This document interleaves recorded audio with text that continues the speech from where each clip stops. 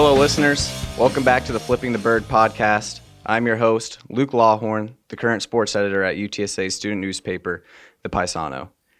We had a pretty solid first podcast back last week with Armis, Connor, and Nick as we discussed our record predictions and the Week 1 matchup against Houston. I'm excited to be back and joined by both Connor and Nick from last time, along with Rylan, who is joining us for the first time. I'll just go down the line, let everybody say something in the mic before we get started. Connor, how are you doing today? Yeah, I'm doing great. Obviously, disappointed with the loss last week, but the boys are going to bounce back, so looking forward to it. You know, Connor, I really hope so. I really hope you're not going to just, say stuff and, we're going to talk about it this week, but we're going to see. Yeah, it was a rough loss, but unlike y'all, I know we're gonna bounce back, so I'm not really worried. And for anybody who doesn't recognize that voice, that was Rylan, who is joining us for the first time. Happy to have him here. Well, last week we were pretty heavy on predicting the Week 1 matchup against Houston. Unfortunately for UTSA, the Runners lost a second straight season-opening loss to the Cougars, falling 17-14 and 0-1 on the season. I'm sure you all have interesting thoughts on the game, especially since we all predicted UTSA to win outright. Even had Connor over there picking the Roadrunners to win 35-7. So Connor, I'll start with you. What were your thoughts and takeaways on Saturday's season opener? Well, I figured I would have to start. No, honestly, of course, a disappointing loss. I would argue that it's more disappointing than last year because I think last year no one really knew what to expect in terms of facing Houston with the amount of talent they had. And I think this year, a lot of people, including me, of course, I expected UTSA to perform. And I was just really disappointed offensively. I think Frank Harris looked a little rusty. I think that was a key thing. I think the surgery in the offseason didn't help him whatsoever. He didn't get enough reps, as Coach Traylor would say in the press conference after the game. So, very disappointed. I would just say the key positive, though, I think the defense played its best game in the past 3 seasons. That might be a bold take, but what I saw, the improvement from all 3 levels, I think that's a positive. So that's my thoughts on that. I think everybody in this room can all say we were disappointed, at least. I mean, I really thought we were going to get some redemption after last season's loss, but, back-to-back losses to Houston is, here we are. I blame the Houston Oilers uniforms for giving the Cougars the edge in this game. I really do. They looked good. I thought the offense was really slow. They really couldn't find a rhythm all game. The defense played outstanding. They held Houston to only 17 points, which it should have been way more how the offense played. I want to give a shout out to Houston's quarterback. Even though the defense let him get out of the pocket a couple times, we still shut him down, but he was still able to find some rhythm. And I also want to give a shout out to that Houston receiver, Jack Forey, no receiving gloves. I was really shocked by that. I want to give a shout out to our running back, Kavarion Barnes. He played really good this game, and I'm really excited to see how he plays for the rest of the season. That's all I have to say about that. The defense played really good, but I think what was most concerning was the lack of creativity in the offense. Watching that game, you could see they tried to run concepts that they were familiar with last year, and they weren't working out. We're definitely missing Zachary Franklin. We're missing Willie McCoy. We're missing DeCorian Clark. You saw a number of times Frank Harris just kind of throw it up to Joshua Suehs. Suehs had 16 targets on his own in the game against Houston. So even though we were running the ball pretty well, it seemed like our passing game couldn't get going. With the new offensive coordinator and the lack of playmakers on the perimeter. Rylan, I think you bring up a good point about, missing a couple of those offensive players. I think actually more so than any of them is former offensive coordinator for UTSA, Will Stein, who's now with Oregon, who, by the way, beat their competition 81-7 in the first game this past week. So the loss of Will Stein is obviously hurting UTSA, and, of course, Zachary Franklin, who's now with Ole Miss. Frank Harris, I did predict that he would carry us to a 2-score victory last week, 35-24. That obviously did not happen because Frank Harris started the second half with 3 straight interceptions on 3 straight pass attempts. That was a killer, especially because we only lost 17-14, so by a field goal. He just looked out of rhythm all game, which shouldn't be a surprise because, as Rylan knows, because he was at the post-game interviews with me, Coach Traylor literally said that Frank Harris contemplated retirement this offseason, which has been reported, obviously. So the lack of reps obviously showed to affect him. He didn't look like his normal self, at least compared to these last 2 seasons. Going back to what you said, Connor, I don't know. I think this loss is worse than last year's, and I'll tell you why. Because last year, yeah, they lost at home to Houston, but the year before in 2020, they went undefeated in the regular season until that last North Texas game, finishing 11-1. So that first loss against Houston last year was almost like, we've had 3 total losses in over a year now, whatever. They immediately bounced back against Army. They obviously kind of circled in the loss against Texas in that Week 3 matchup, but they knew they were going to get that win against Texas Southern to go 2-2 in non-conference play. But now, after falling to Houston this time, now they're turning around and playing Texas State, who is coming off its biggest win in program history, beating Baylor. And then they play Army again, who last week I said these last 2 years we've played, so this will be the 3rd straight year. Lost the first time. Last year went to overtime. So this year, I don't know. And then you close it out by playing Tennessee. So you're probably circling in that loss against Tennessee. So now you got to win at least one of these next 2 against Texas State or Army just to go 1-3 in non-conference play, which I think is a terrible start for the Runners, especially going into this new conference. Which makes me think, how does this loss affect the rest of the season for UTSA? Honestly, me personally, I don't see it affecting it as much as some people. I feel that, obviously it was just a disappointing performance. We're not going to understate that. But I think there's so much to look forward to. Like you said, if they can go 2-2 in non-conference, beat Texas State and Army, and the Tennessee game is going to be an uphill battle. So we're probably going to chalk that off. But I mean, if you go 2-2 heading to the new conference, 500 record, it's just going to be a fresh start, and then you can just focus on trying to make it to that conference game, which is most likely going to be against Tulane. So we're just wondering, who do you have that second win being against? If you have us coming 2-2 in the non-conference, who are the 2 wins coming against? Second in non-conference? It's probably going to be Texas State. I think that it's going to be close, extremely close. But Texas State and Army, I think Tennessee is going to be, like I said, an uphill battle. I think it's going to be tough, but I think they will give them a close game. But Texas State and Army will probably be the 2 wins. I really thought this game was still very winnable, even into the 4th quarter, even with all the mistakes that we made. But the game's over with. Nothing we can do about it. Try to learn from it and not let it happen again for the rest of the season. I trust Coach Traylor, but Houston's always a difficult opponent, as we all now know. Just buckle up and change directions. We have tougher opponents down the road, and this Texas State game this Saturday is not going to be a cupcake game like it once was. So we just have to wait and see. I don't think it'll have an effect at all.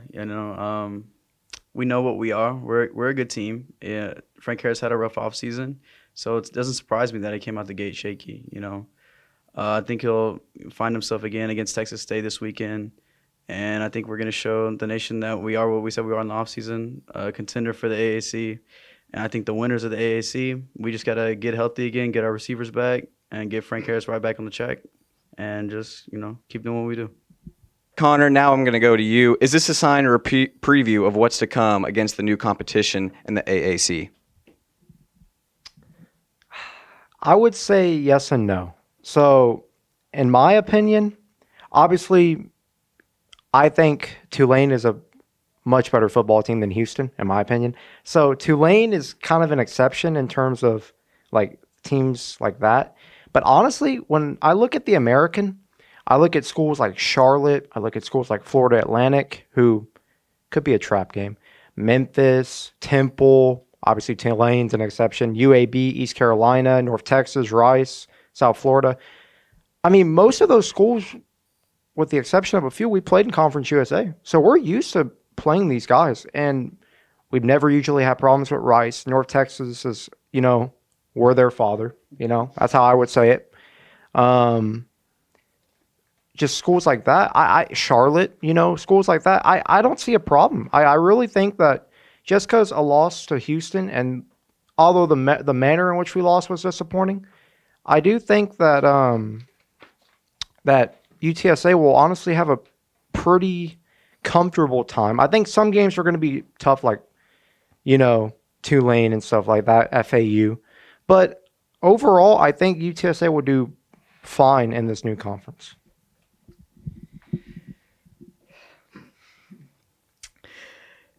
So, I mean, okay, I get it. There's a lot of Conference USA schools that followed us here to the American. But, again, last year is last year. The new season, we got new players. I mean, UNT hired the new head coach, Eric Morris. So he might, I know UNT lost last week, but they might be good this year. We didn't expect Texas State to be good, but look at what they did to Baylor last week. So I think, what is it? This is not the Conference USA anymore. I mean, we knew what this move to the American was going to be like. It's not for the faint of heart. I think the American is the best group of 5 conference. They have consistent winners. I mean, I know, UCF is in the Big 12, but they were a group of 5 school not too long ago, like last season. I think we as fans, and especially us in this room, were very overzealous of our assessment of the difficulty in this conference. I'm not talking about you, Connor. Don't you worry. Again, it's one game. I mean, it can't tell us how the season's going to go for us. But we just got to be more dialed in on our opponents going forward. I mean, this is my opinion. What I'm about to say is what I thought, when we first moved. I always predicted us to win 3 straight championships in a row, including the AAC.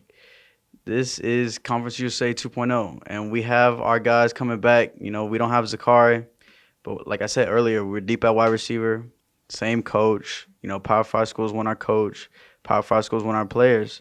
But, I mean, I just don't see anybody to be afraid of realistically. I mean, Tulane, yeah, but can anybody name 3 players on Tulane? No, they're good. I'm sure they're good, but they're not like us. We have nationally known players, dudes that get it done on any type of stage, and dudes that I think can get it done on the next level. I think we have depth. I think our stars are good enough to carry. Our defense is so much better than it was last year, and our offense, I think, will get to that point where we were last year. And once those two combine, I don't think there's any G5 team that could beat us, truthfully. Well, first thing I want to say before I move on, Tulane is actually ranked 24, not 22, so my mistake for messing that up last time. Which, by the way, Colorado's at 22. Maybe we'll sneak that in at the end. But I don't know, man. The deeper I look at this schedule, the more I get afraid. I'll just go top to bottom for y'all. 0-1 against Houston. Texas State, we've already discussed them. Army, I'm scared of that game. We've been close the last 2 years, whatever. Tennessee, loss. Temple, okay. But UAB, they're always a tough out. They do come here, but we played them in the conference championship 2 years ago. It was tough. And before we took the crown and won the last 2 Conference USA championships, UAB was on a 2-year win streak too. So they're probably hungry, craving to get back to the top as well. Florida Atlantic, not scared. We go to East Carolina though. That's kind of scary, I'd say. They do come here, but that's a new opponent in the new conference. They have better players. They have a deeper staff. So I don't know. I'm not as confident as y'all. I wish I was. We play North Texas. Of course, we played them twice last year. Both games went down to the wire. I think both games, DeCorian Clark had a game-winning catch or something like that. So you can't say that we just blew them out, especially now we go there, who, by the way, they beat us to make us go 11-1 back in 2021. They're no easy out. And then you go to Rice, and look out. Last week, they took Texas, 7-3 in the first quarter. They obviously ended up losing, so it didn't matter. But who knows? JT Daniels is their quarterback. He started at USC, then he went to Georgia, then he went to West Virginia. Now he's at Rice, so he's bounced around like he's a free agent. But I mean, he's going to all these good programs, playing against 5-star kids on defense. He knows what he's doing. Took the mighty Longhorns, for a rough ride in the first half. So who knows, man? That Rice game, I don't think is as easy as y'all are making it out to be. South Florida, sure, I'll give y'all that. South Florida's terrible. They've always been terrible. They're going to be terrible. And Tulane, I've always thought that's a loss. So I still have us going 9-3. Who knows? Who knows? I do like what y'all are saying. I do think, I mean, we could lose all 4 non-conference games and we could still win the conference championship. Maybe we won't go to a good bowl game. We probably won't be ranked. So can't weigh too much into it. But because we can't even shoot for, a high bowl game yet. We haven't even won once, and we've gone to the Cure Bowl and the Frisco Bowl and all these other mighty bowls. So it's good to just play it out, especially with losing Will Stein, losing Zachary Franklin, losing all these new pieces or old pieces, have these new guys in. It'll be interesting to go down the road. We keep talking about Texas State, so I want to segue up to this Saturday, coming off a giant win against Baylor. I don't know about y'all. It's kind of scaring me. I want to hear your take, Connor. Please don't throw a 35-7 score prediction. I'll wait to give my score prediction at the end, but I want to hear y'all threes first. I'll start with you, Connor. No, I'm honestly definitely caught back a little by Texas State. I don't think anyone was expecting him to beat Baylor in Waco. I know Baylor obviously isn't as good as they were in years past, but still a very good team in the Big 12. And they went up and they put 42 on them, and that's an accomplishment. I mean, this Texas State team's pretty much brand new. Obviously, they got TJ Finley at quarterback. They're athletic, they're fast, high power offense. GJ Kinney at coach, did great things at UIW. This game's going to be very tough. It's going to be close. I think it's going to be closer than a lot of people think.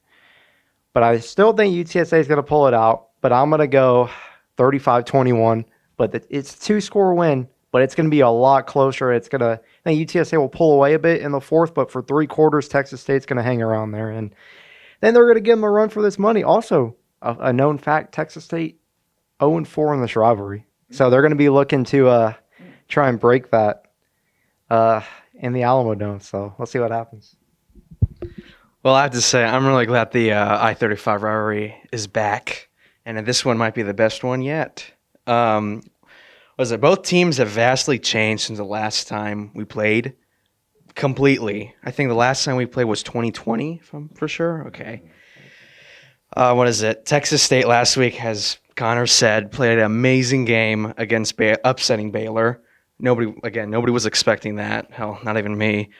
The Bobcats. I mean, the national media, said, "Oh, we were so surprised that the Texas State won against Baylor," but they've been working in the shadows.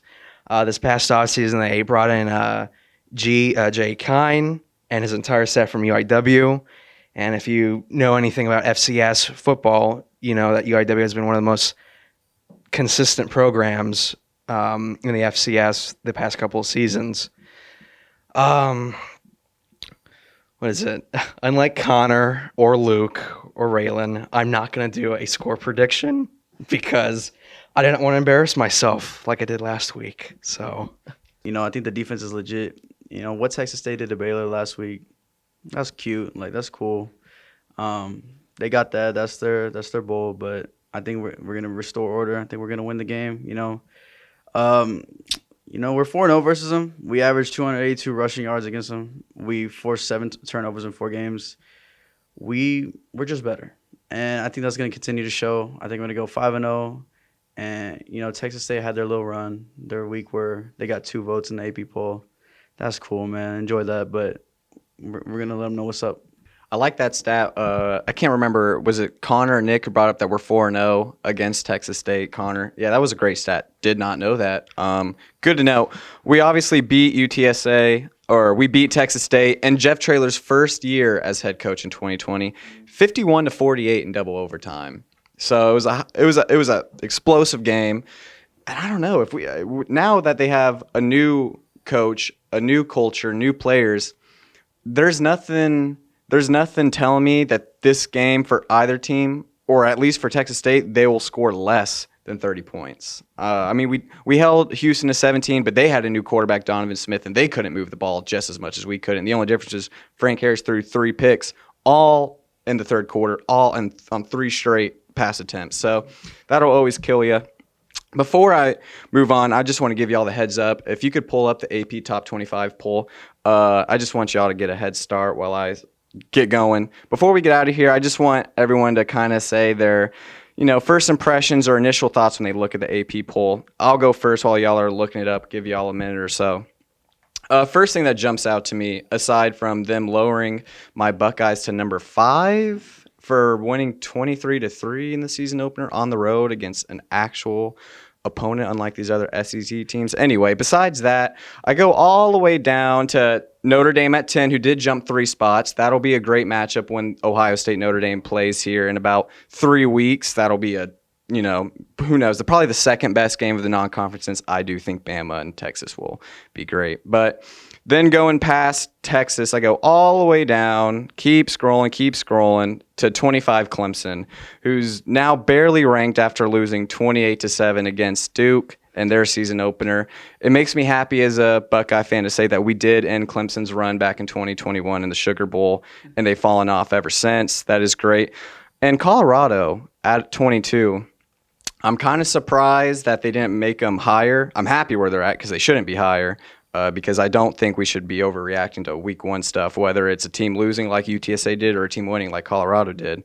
But it's interesting to see them at 22nd since they haven't been ranked in years, and they were 1-11 last year. And obviously Deion's totally turned that program around, at least in a ratings and viewership standpoint.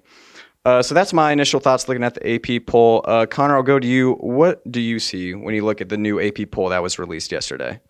Well, like you said, starting off, Ohio State at number 5 is criminal. I can't believe that. I'm not saying Florida State's not a good team. I'm not saying that. I don't know how Ohio State gets punished for actually. I mean, they beat Indiana, which is still a decent team. But I just don't know why Ohio State's out of the top 4. Like Florida State, I don't know. That's the biggest thing for me. Notre Dame at 10 is interesting. I think Washington at 8 is pretty high. They're a good team. Their offense is really good, but at number 8, I'm not convinced. Like you were saying, Tennessee at number 9. It's a little high. It's a little too high for me. I don't know. I don't really approve of that ranking. And then Colorado at 22. I think that's the big one. I think it's perfect where they're at. I am also surprised. I thought that maybe they would crack inside the top 20. But I think Colorado at 22 is good. I really like what Deion's doing. I really like what's going on there. Travis Hunter, Shiloh, Shador. They've got so many talented players. So I'm excited to see what Colorado does. Got a big game against Nebraska. I guess also one more thing. Clemson dropping from 9 to 25. It's a little harsh. I don't know. I think it's harsh. I was really impressed with Duke, but I think dropping from 9 to 25 is I think they were like 20 or like between 15 and 20. That'd be more accurate, but 25 is harsh. I don't know. It's Duke. They're a basketball school. If we're gonna talk about that, I think I'm surprised Clemson stayed in the AP poll. It's Duke, okay? They're not a football school. Bad quarterbacks. They produce bad quarterbacks. So let me get back to it. Is it Florida State? Don't get the hype, but that's just me. I think Ohio State should have stayed in its spot, but I don't know. We like we like Southern teams. The AP poll apparently does. I mean, I think Notre Dame's fine where they're at. I mean, they beat a Navy team in Ireland, but I mean, it's Navy. It's the service academies, especially Navy. I don't want to talk bad about our Army here because they always give us hell, but it's Navy. It's a service academy anyway. What else? Colorado's the big topic right now in college football. I believe in Deion Sanders.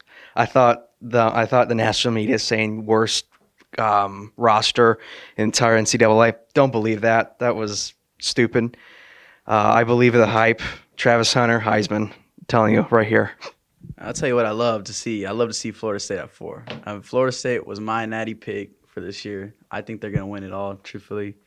Ohio State's good, but I just think once we see a little bit more out of their quarterback, they'll go back up. I'm not too worried about that. USC, I don't like their defense. I love Caleb Williams. Washington, I love their skill position players, and I love their quarterback Penix. He's so good. But I mean, Colorado 22. I think that's perfect. People predicting Colorado to be bad this year, I never got it. I always thought that as long as Shedeur Sanders could show that he could play in the Power 5, then they'll be just fine. And how about Travis Hunter? I mean, oh my goodness, that's the closest thing you'll get to Shohei Ohtani in a football setting. I mean, the comparisons for Ohtani, like they're like, we'll never see that in football. That's like Patrick Mahomes going out there and getting like 5 sacks in a game. Well, Travis Hunter's out there getting interceptions and scoring touchdowns, dropping 100 yards. So, I mean, if that could be something that can continue, I think they'll only continue to go up. And Clemson, yeah, you can't lose to Duke, bro. Duke. Damn right. I mean, they're 25 just off of reputation, I think. I mean, I don't think they belong in the top 25, but everything else I'm okay with, especially Florida State at 4. Yeah, I mean, it's week 1. There's no reason to be dramatic. I'll give y'all a little history lesson as an Ohio State fan. The first time the playoff was ever invented was 2014 season. Ohio State started at number 8 in the poll, and they lost the second week of the season at home, unlike Clemson did, who lost on the road at Duke. Ohio State lost at home against Virginia Tech, 35-21. Ohio State went on to win the first ever national championship in the playoff era. So, and they fell all the way to 22, FYI. After starting at 8, they fell all the way to 22, built back up, beat Bama in the semifinal, beat the Marcus Mariota Oregon team in the championship. Everything was all forgiven. So, you can't go too crazy either way with UTSA losing or Clemson losing, as much as I hate to say it, or a shaky Ohio State win, or, the UTSA loss, Texas State win. So, it's hard to judge. Before we get out of here, we have an extra person in here, one of my closest friends. We left all the UTSA talk for us who are with the Paisano, but somebody wants to give their initial takes or thoughts looking at the AP poll. Brandon, what do you see when you look at the AP poll? I was hearing y'all's takes on it, and I just wanted to say that Ohio State being at 5th, yes, Indiana was 2-7 last year, but they're not a school that should be, feared too much. So I think 5th is not that bad of a spot for them, it being that it is just week 1. And Florida State, playing LSU, they were second in the SEC last year. So, and they did blow them out the water. Even though Indiana held Ohio State in the first half, I do think that right now, just being week 1, being spot 5 is not that bad as it should. Now, personally, I do think Michigan's a little too high playing East Carolina. Yeah, it was 30-3, but being second, I don't know. It's hard to tell for week 1, but I do think Michigan is a little too high, and Ohio State and Florida State, I think they're pretty fine where they are just for being week 1 results. Yeah, I mean, I could go down this list all day, starting at number 1, going against Tennessee Martin. Who is that? I don't know. Michigan who's ranked number 2, plays East Carolina. An opponent, a foe that UTSA will play later on the year. Middle Tennessee played Alabama. Of course, they got crushed 56-7. Okay, Florida State did play LSU, good game. But then you just keep going with the Nevadas, West Virginia, Boise State. It's just terrible. All those opponents. Tennessee State, I don't even know what that is. Before we get out of here, I just want to go around the table. The biggest game of the weekend, no doubt, even though as much as we love UTSA, is Texas versus Bama. I'm going to go back to Brandon. Brandon, you could just pass the mic around until we get back to me. Just quick thoughts on the upcoming game of the week. Who do you have winning? Maybe a score. Yeah. Okay, so I am a UT very big supporter and fan. So I am going to say that personally, I do think I got UT beating Alabama, not by a whole lot. I'd say it's by 1 touchdown. I can't give an exact score. But last year, we look at the first half with Quinn Ewers. He played phenomenal. I mean, he was giving Nick Saban and the Alabama's defense a run for their money. They were scared. They were playing. They were making mistake after mistake. They didn't know what to do. Yes, they were on home, and they had the home advantage. And UT is a first half team. They do play in the first half, and the second half more play not to lose. But whenever Quinn Ewers got hurt, the whole shift changed. Everything changed about that game, and I think that overall, Alabama barely skimmed by. They did. They barely skimmed by towards the very end. And personally, I think that UT is going to come back with a lot of revenge, a lot of, looking forward to this being one of the bigger games of their season. And, I mean, we've got Quinn Ewers and a very good quarterback staff going behind them, a very good wide receiver core. So I'm confident in them. And I would say that the Horns are going to take a close dub versus Bama. And, I'd like to hear y'all's take on it. Oh, man, this is a tough one for sure. I just feel like there's a lot of unknowns on both sides. Alabama, they lose Bryce Young. Texas, they lose Bijan. They lose Roshan Johnson. It's just a lot of guys that are going to make names for themselves this season. But since it's so early in the season, it's hard to tell. But if based on what I saw in week one, I would probably say Texas would take it. I like what Jalen Milroe did with Alabama. I'm a big Quinn Ewers believer, actually. A lot of people don't like him, but I always like the mullet, so I think that's what it is. He just kind of got that, he's got the aura to him. So, yeah, not much to say about it, really. I just think Texas will take it. It'll be a close game. It'll be a good one for sure, but I got Texas on top. Well, I'm a Cap student, so, I have to show my loyalty. But for a change, I am not. I don't think Texas is going to win this game. Here's why. To me, I watched the Rice-UT game last week. I thought Texas they were slow in the first half, just like UTSA. They should have really beat down on a Rice team. But, we're going to see how Rice fares for the rest of the season, because I do think Rice did play a good game. We really can't assess how Alabama played. They played, who was it, Middle Tennessee? So, I don't even know. Yeah. So, Alabama always plays good against those lower, quote unquote, competition. And I don't know. I really don't think Quinn Ewers is the guy for UT. I mean, I thought last year he did play good in the first half against Alabama. But when he got hurt, he's never got his mojo back. I mean, we saw in the Alamo Bowl last year, Washington gave UT a hell of a game in the Alamo Bowl. And I don't know. I'm not a big believer, but, I'm Mr. Negative over here. So I think Alabama's going to win next week. And it's also home. They're in Tuscaloosa. Come on. They cannot lose in Tuscaloosa. That is bad for them. And also, Nick Saban's pissed that he didn't make the college football playoff last year. Yeah, I agree about Bama, man. They are on a mission. I'm going to tell you that. Saban's going to get them, fired up, especially when SEC play rolls around. As a lifelong University of Texas fan, right? I grew up watching them. I love my Longhorns. I love my Roadrunners, but I love my Longhorns. I believe in Texas. I'm with you, Rylan. I believe in Quinn Ewers. I think you said he wasn't going to get his mojo. He didn't have his mojo. I think he's going to get it back in Bryant-Denny, in Tuscaloosa. I think Texas is doing it. I think the receiving core is the strength of that offense. I mean, A.D. Mitchell, Jonte Cook, Xavier Worthy. It's just options on options on options. And I think, I'm not going to give a score prediction. I'm not jinxing it. But I think Texas is going to win, but it's going to be extremely close, potentially one score.